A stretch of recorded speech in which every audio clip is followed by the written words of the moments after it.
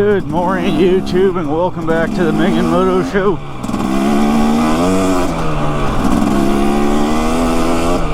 So, by the time you already see this, by the time you see this video, y'all already know about this whole YouTube thing now with the whole COPPA thing, or COPPA, the Children's Online Privacy Protection Act, or whatever the hell, an FTC, you know.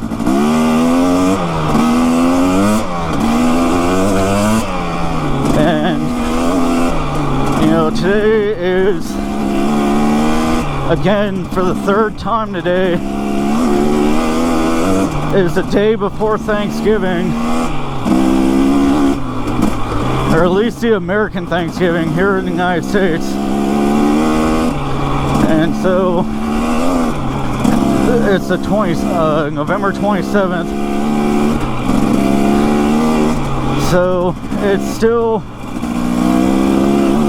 relatively a fresh topic to talk about, and by the time you see this, it's probably gonna be worn out. It's a worn out situation and a worn out topic. Like this,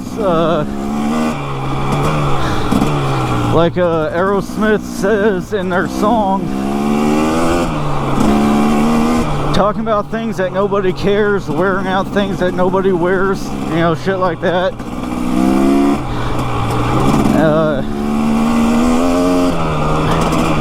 My whole thing is I understand, yes. I think I've said it before in one video before about, yeah, protecting the kids is all good, mighty fine and dandy, and yeah, I remember saying something about it. I just don't remember what video I said it in, even though it was a video I made within like the last week or two.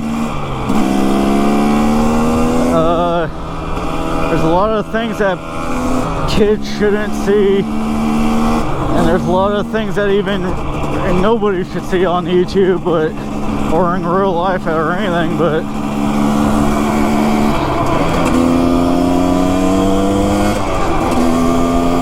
I'm gonna tell you what, every time us YouTubers start to gain an advantage, you know, growing our channel, getting the watch time, whatever, YouTube comes out with another bullshit thing to screw us content creators over. Okay, and it's like, I understand, like, you know, they got these big guys on YouTube, like PewDiePie, who has 100 and some odd million, what's his name, Jeffree Star or whatever, with however many subscribers that person has. I don't even know what to call Jeffree Star, because it's like, Jeffree Star has a man's name but looking like a woman, like that song says, dude looks like a lady, whatever. And I have no idea what in the hell that channel's even about, or what to even call that channel, he, she, whatever, I don't know, but I don't even know how many subscribers they got, 5, 6, 10, 12, 20, 100, I don't fucking know. I just know that they've got a good amount of subscribers. And then you got like Bay Area Bugs, who I'm subscribed to with 1 point whatever million. I don't know off the top of my head. Do It With Dan with 1.2 million, 1.25 or something. You know. But you know, think about this for a second.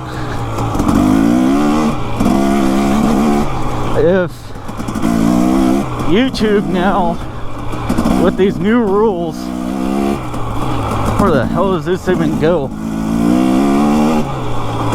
I guess nowhere. It's kind of cool though.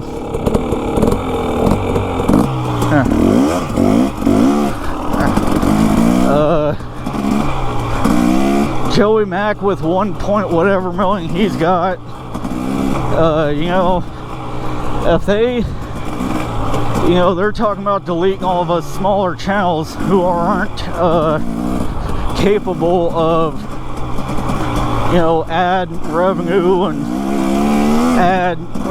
ads or whatever, like me for example.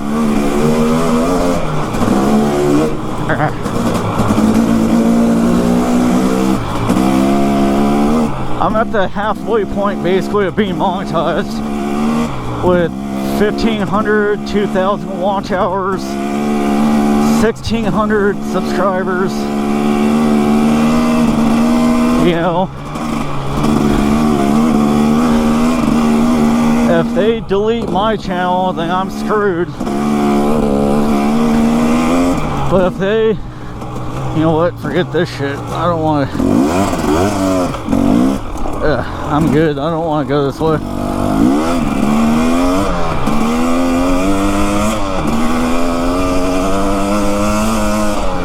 If they delete all these channels that aren't able to play ads or ad friendly or whatever, right? Or I don't know the exact wording for it. I don't remember. I'm not looking at the screen. I'm not looking at the computer screen right now, so it's not like I can get the proper terminology for it, but that means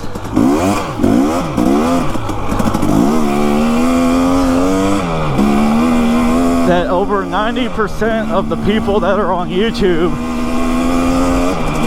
are no longer going to have channels, which means people like PewDiePie, let's just say, to make it easy, let's just say he's got 110 million subscribers.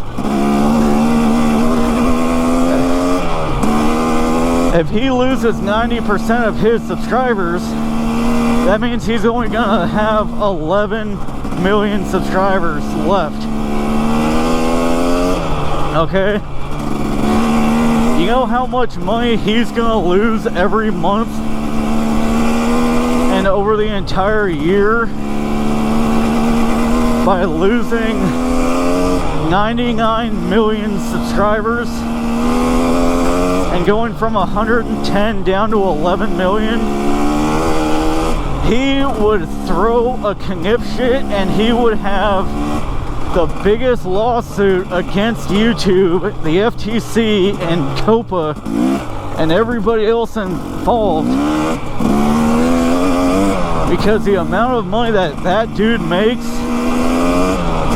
is a lot of money. I mean, that dude is making more than 6 figures a year. And you got to remember, 6 figures start at $100,000. And you know that dude is making a lot of money being the biggest guy on YouTube, putting out as many videos as he does with no matter, I don't know what, which is however many he puts out. If he puts out 30 videos a month,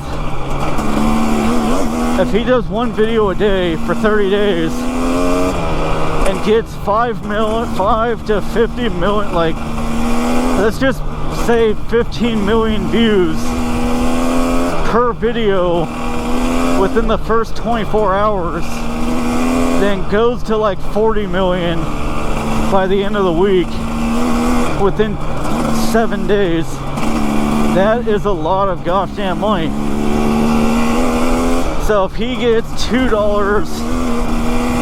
per 1,000 views and he gets 40 million views, that'd be 40,000 thousands So 40,000 times 2 would be 80,000, you know, dollars per video.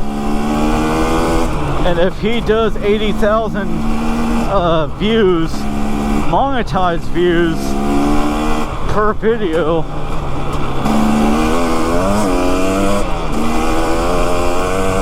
and do that times 30 videos, okay?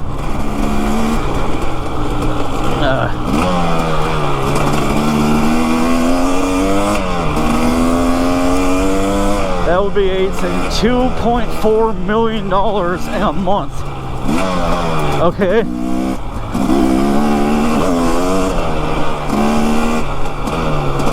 So, I mean, I don't know if that's really how much money he's making, but I'm just saying common sense says that if you get $2 per 1,000 views and he's making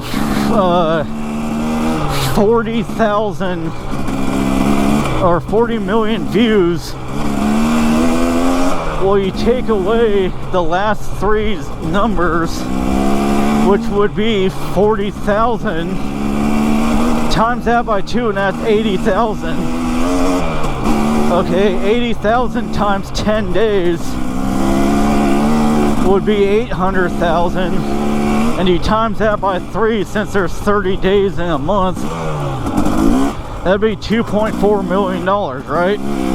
Or 4 million, whatever. So you know he's gonna be making a lot. He makes a lot of money.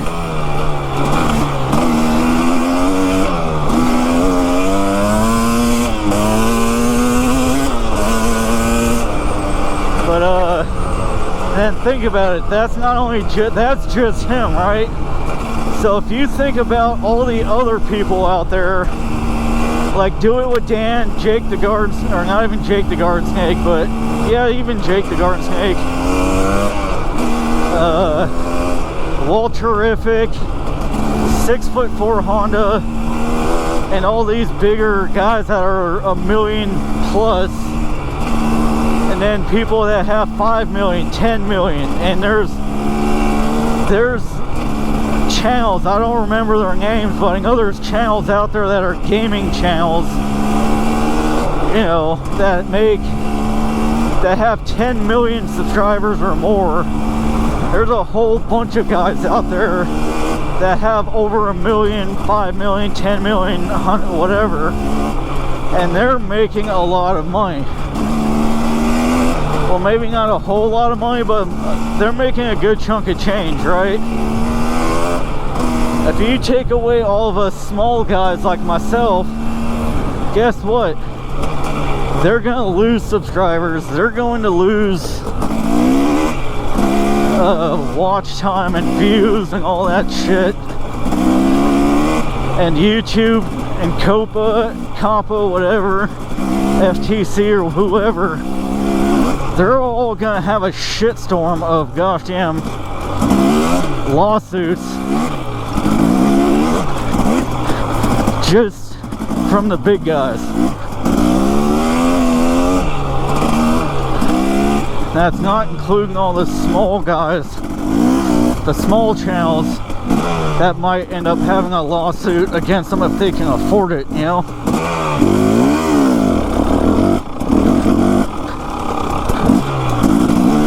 That's where I felt right there in yesterday's video called the Never Flat Moto 2. Go back and watch that video. It's funny. I just dropped my bike right there, back there at that spot. But think about it. Like myself alone,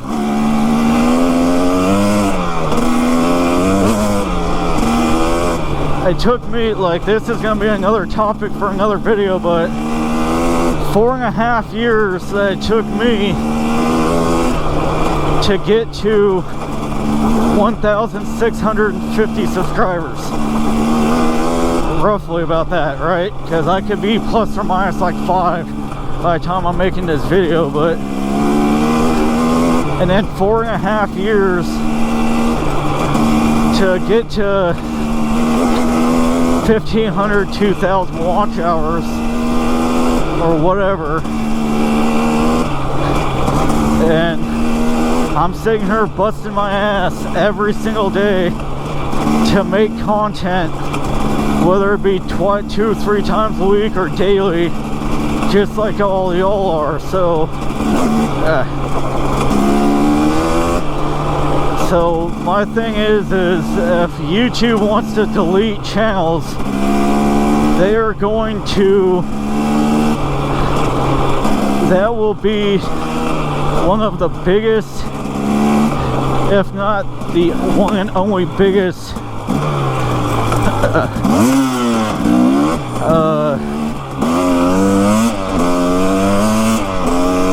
business suicide decision that they could ever make. Because if they delete 90% of the channels, guess what? Nobody's going on YouTube anymore, which means anybody that's monetized is not getting any views, which means they're not making money and they're gonna have lawsuits, and the people that paid a shit ton of money to YouTube to advertise on their platform aren't gonna be getting any money and like any return on their investment. So they're not gonna be happy, and they're probably gonna end up having lawsuits against YouTube. And at the end of the day, YouTube making the mistake of collecting data on kids and then getting sued for it for $170 million is their fault. It's not my fault. It's not your fault. It's YouTube's fault.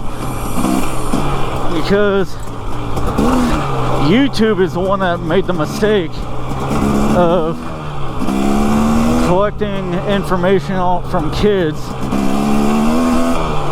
and whatnot. So why should I have to suffer the consequences?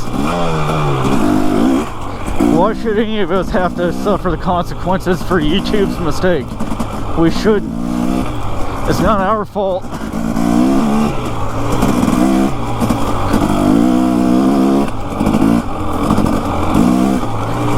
It ain't my fault YouTube messed up. But you know,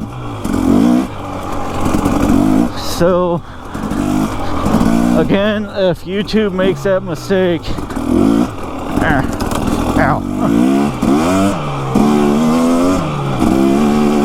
YouTube making that mistake can cost them even millions of dollars, even more. And I even wrote them a message on like a direct message on Instagram saying, hey, I am complying by your rules. I've marked my channel and all of my videos as not for kids, and it's taken me 4.5 years to get to where I'm at today. And every time I get even a spitting distance from being monetized, like I've have a few times, they change the rules and make it harder for us small channels to get monetized. I've said it before and I'll say it again, and I know I'm sounding like a goddamn broken record, but when I first started YouTube, May 30th, 2015, the day after my 24th birthday. Yes, my birthday is May 29th, 1991. Okay, I posted one video of Robbie Knievel when he was here in town at the local casino jumping a bunch of golf carts or whatever the hell, right? It was so damn long ago, I don't remember. So, you know, I didn't know shit about YouTube at that point. I was just doing it, right? So then I started making a few videos here and there, you know, over the first year and a half. I spent most of my time watching people, right? So then I found out you have to have 10,000 views to get monetized. I'm like, well, shoot, that's easy enough, right? It is easy. Because even, you know, Daryl and Melissa got monetized for a bit, which sucks because they got it taken away. You know, now they're having to work, you know, even harder. But then I got to about 8,500 views. You know, whatever. I was like, okay, cool. I need 1,500 more views or more, maybe a little bit more, just to get to the monetized situation. And then I can start making more videos, get more views, and start making money, right? You know, even though it might not be a lot, I would start making money. YouTube said, nope, screw you, man. We're changing it to the 1,000 subscribers and 4,000 watch hours. And I'm like, you're a bitch, dude. Like, and at that time, I had 275 subscribers with 8,500-ish views. Okay. And I'm like, well, shit. So I started doing more and more live streams on my cell phone. You know, when I came out here, I was making more videos with my cell phone because I didn't have a camera yet at that point. Okay. And then YouTube again changed their rules to hurt us smaller people. They're like, well, you can't live stream on any cellular device if you don't have 1,000 subscribers. So I was screwed and kicked down into the dirt, into the corner, and swept under the rug like a piece of dirt that you don't want somebody to see when they come over to your house for the holidays. I'm like, well, that's screwed. And so when and actually, I think by that time, I actually had my, Randy ended up sending me the GoPro Hero 3 Black, which is when I really started motovlogging like I do now. And I started making a lot more videos. And I have to thank Randy again for doing that.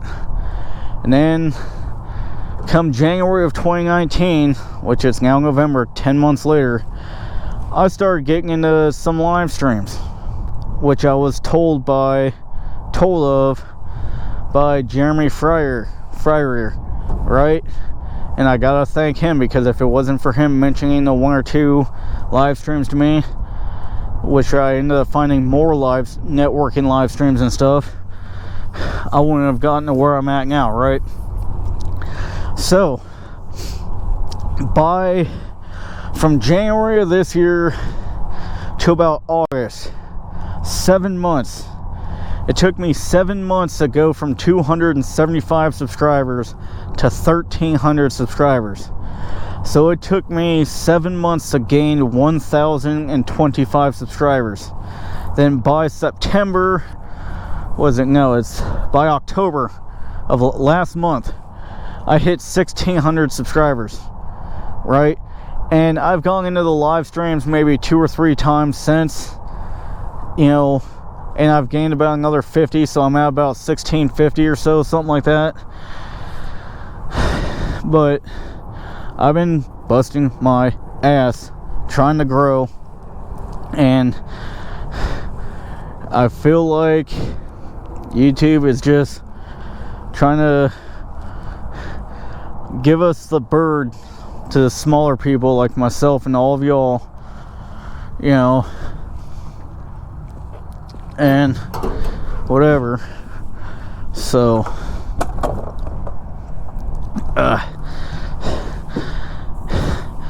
and they will be committing business, they will be doing a serious number on their business if they end up deleting 90+%, 75 to 90+% of their small channels that they have on YouTube. Because I'm gonna tell you what, I'll explain it in another video, but I got backups to YouTube, and most of y'all already have the same backups that I have, but I'll explain what those backups are and what I'm doing with those backup platforms and why y'all should do it and what y'all should have, just in case if your channel gets deleted like mine. So, and there's a chance that you're not even going to be able to see this video on YouTube. So, you know, maybe y'all should, if y'all are up to it and you want to, go write YouTube a message on Instagram in the direct messages and tell them, hey, you delete everybody's channel, you're not going to be making any more money, because no one's going on YouTube. All these big name guys and girls channels, they're not going to be getting the views, they're not going to be making as much money. They're going to turn around and sue YouTube, and all of the people that are paying YouTube for the advertisements aren't getting a return on their investment. They're going to have lawsuits against YouTube, and it's just going to, YouTube will be like the Black Plague was back in the 1800s or whatever it was. You know, it'll be the apocalypse for them, basically. That's my prediction, that's my opinion, that's what I think, and that's what I feel about it. I'm not saying it's going to happen, because YouTube may never delete our shit, because they might realize